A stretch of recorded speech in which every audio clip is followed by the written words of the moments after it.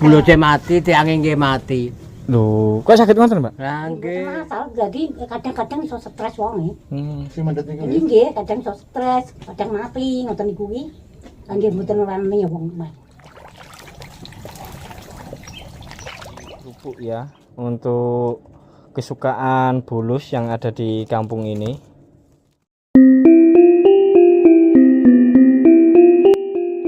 Assalamualaikum warahmatullahi wabarakatuh. Salam budaya rahayu bagi kita semua saudara senusantara. Lusukan kali ini kita akan mendatangi sebuah kampung yang mana di kampung tersebut banyak sekali hewan labi-labi ataupun bulus secara hidup liar. Banyak orang yang menganggap bulus atau labi-labi itu sama halnya dengan kura-kura ataupun penyu. Namun sebenarnya berbeda ya.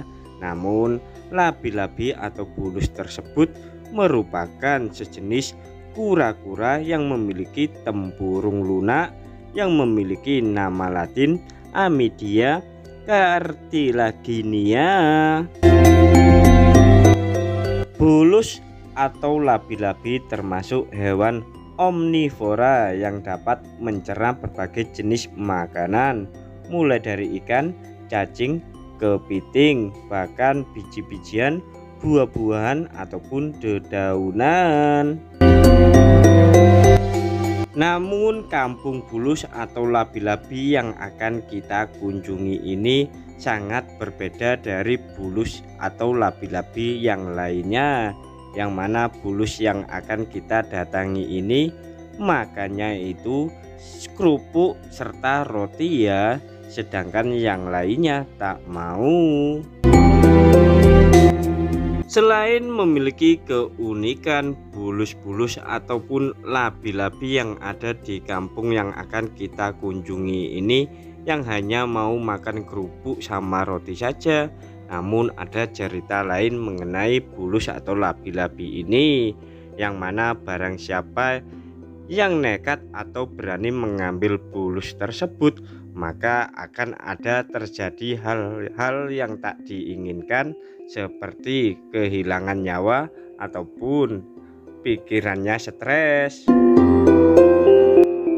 Hal ini memang di luar nalar ya, bukan mitos, bukan legenda, namun ini fakta ya, karena sudah terjadi hal-hal yang seperti itu dan memang benar nyata adanya. Maka dari itu hewan bulus atau labi-labi ini sangat dilindungi sama masyarakat setempat, bahkan sama pemerintah daerah pun juga menerbitkan aturan tidak boleh membawa bulus-bulus ataupun labi-labi dari kampung tersebut. Maka tak heran jumlah populasi dari bulus atau labi-labi ini semakin hari semakin tambah banyak, bahkan ukurannya pun dari yang kecil hingga yang jumbo pun juga ada. Menurut informasi yang kami dapat, bulus atau labi-labi ini hidupnya hanya ada di satu kampung saja dan mereka pun tak mau pindah tempat ya. Itulah yang menjadi keanehan bagi masyarakat tersebut. Bahkan kampung-kampung di sekitarnya pun juga tak pernah ada kemunculan labi-labi ataupun bulus. Dan mengapa itu bisa terjadi? Menurut informasi, ada sesuatu hal yang membuat bulus-bulus tersebut hidup tetap di kampung tersebut. Meskipun menjadi hewan endemik bagi kampung yang akan kita kunjungi ini, namun keberadaan bulus tersebut hanya bisa kita temui di beberapa titik saja, yang mana titik-titik tersebut tempat kumpulnya bulus-bulus ya. Kawanan bulus atau labi-labi ini hidup secara liar ya, jadi bukan ternak ataupun hewan hias, melainkan mereka hidup di saluran-saluran atau got-got yang ada di kampung ini.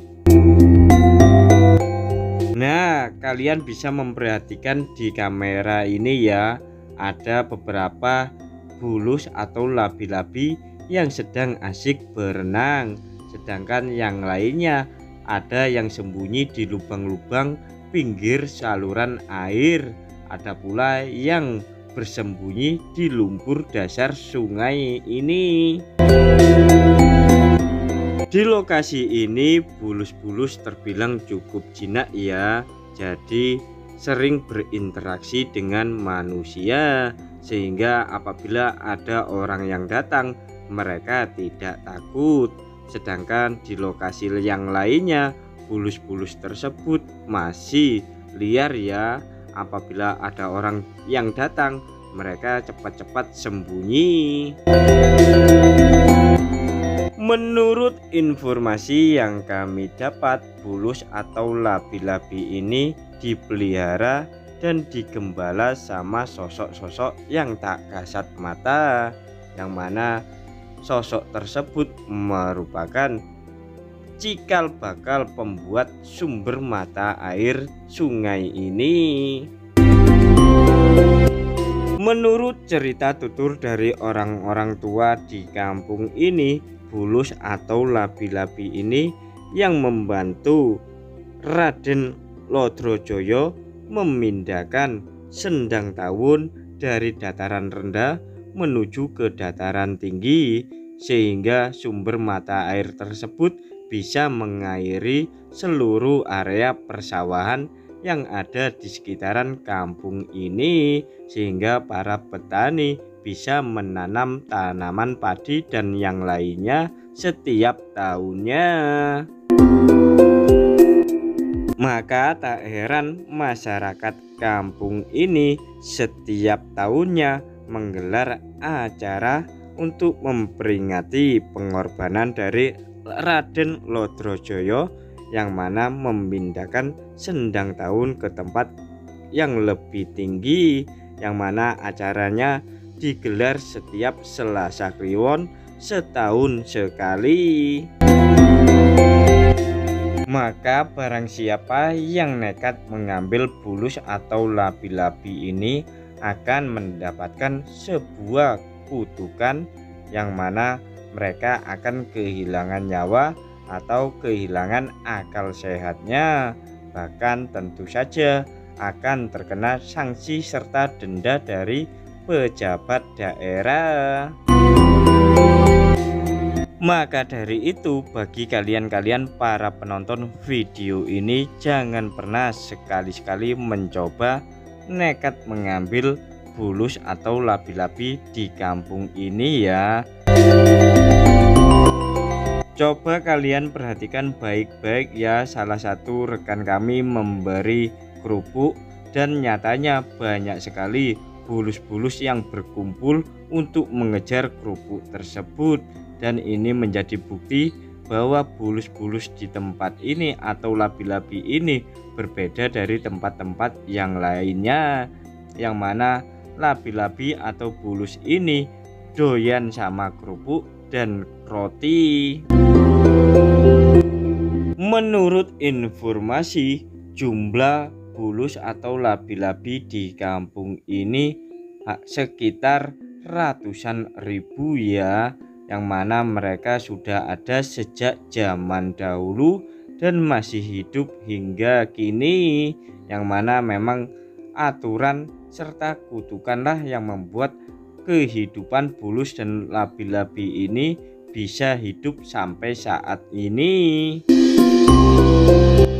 Mungkin di daerah-daerah lain bulus atau labi-labi saat ini jumlahnya sedikit berkurang ya, atau hampir punah, karena hampir kebanyakan bulus-bulus diburu untuk dikonsumsi karena mengandung nilai gizi yang cukup tinggi. Untung saja warga atau masyarakat kampung ini dengan sadar mereka bisa hidup berdampingan dengan hewan-hewan yang ada atau hewan-hewan endemik ini, sehingga kelestarian hewan ini tetap selalu terjaga. Bagi kalian para penonton video ini, apakah masih ada bulus atau labi-labi di tempat kalian? Jika masih ada dan populasinya masih banyak, silakan berbagi cerita pengalaman kalian di kolom komentar video ini ya, agar nantinya masyarakat yang lainnya bisa tahu kalau tempat kalian juga ada hewan labi-labi ataupun bulus. Kalau kita perhatikan baik-baik, bulus atau labi-labi yang ada di hadapan kita ini sebenarnya ukurannya kecil ya, namun di beberapa titik malah ukurannya cukup besar sekali atau bisa dibilang jumbo, yang mana bobotnya bisa mencapai 1 kuintal atau setara dengan 100 kg. Meskipun terlihat lucu serta jinak, bulus ini atau labi-labi ini cukup berbahaya ya apabila kalian pegang, karena lehernya itu bisa memanjang ataupun bisa memendek seperti batang tulang lunak kalian ya. Namun bulus ini bisa menggigit kulit kalian hingga berdarah loh. Maka hanya orang-orang yang berpengalaman lah yang bisa memegang bulus atau labi-labi, karena gigitannya bisa mematahkan jari kalian ya. Maka dari itu harap waspada dan hati-hati apabila kalian mendekat dengan bulus seperti yang ada di hadapan kita ini. Namun untuk saat ini karena memiliki nilai ekonomis yang tinggi, maka sudah banyak orang yang beternak bulus atau labi-labi untuk dikembangbiakan serta untuk memenuhi pangsa pasar yang jumlahnya cukup besar. Jika kalian peminat daging labi-labi atau bulus ini, maka mending kalian beli di tempat-tempat khusus penjualan daging bulus atau labi-labi ya, yang mungkin saat ini sudah tersebar di beberapa daerah yang mana harganya memang terjangkau ya. Bagi kalian para penonton video ini yang sudah pernah berkunjung dan melihat langsung labi-labi atau bulus di kampung ini, silakan berbagi cerita pengalaman kalian ya, agar nantinya tempat ini menjadi sebuah kampung wisata yang layak untuk dikunjungi. Selanjutnya mengenai bulus atau labi-labi yang dikeramatkan dan disakralkan oleh warga, untuk lebih jelas dan gamblangnya mari kita tanya-tanya kepada masyarakat sekitar sini agar kalian paham ya. 20 sen 10 5 20 12 bungkus. Nggih. Kalau niki sugeng riyaden nggih, Bu nggih. oh nggih Nggih sugeng riyaden. Menawi wonten tempat-tempate nggih, Bu nggih. nggih sepuntene nggih Mas. Nggih. Persis toko di depan kalenan. Jadi di depan tokonya Mbak ini ada paretan terus bulus. Tokonya Bu sinten iki? Bu sinten? Burina. Tokonya Burina, mboten ngangge nose nggih. Biyen lho. Gerina, oh nggih nggih. Sambal apa niku? Sambal kacang.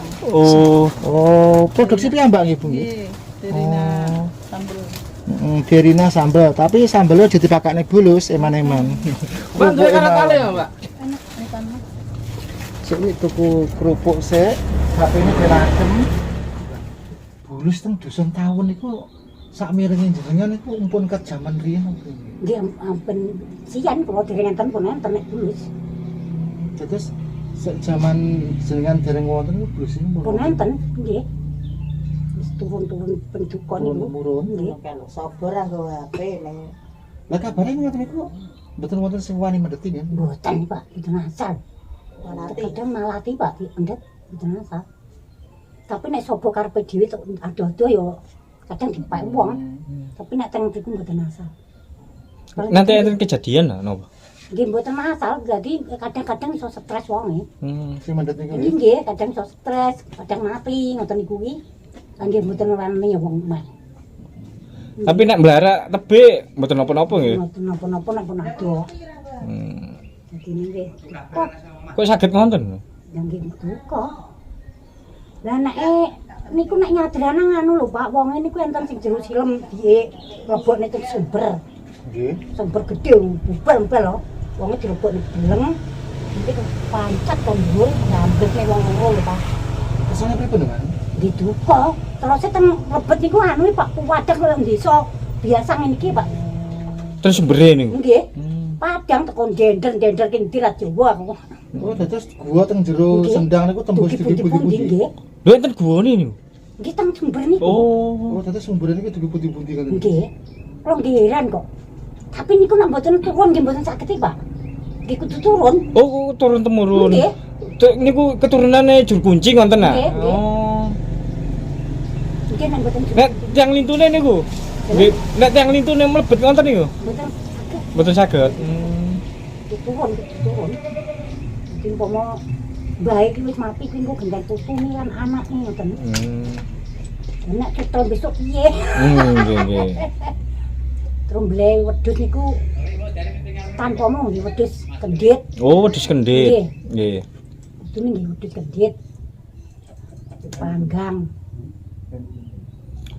Napa ten ngene sumberan niku enten tiyang mungkin di napa-napa ngoten niku. Juga.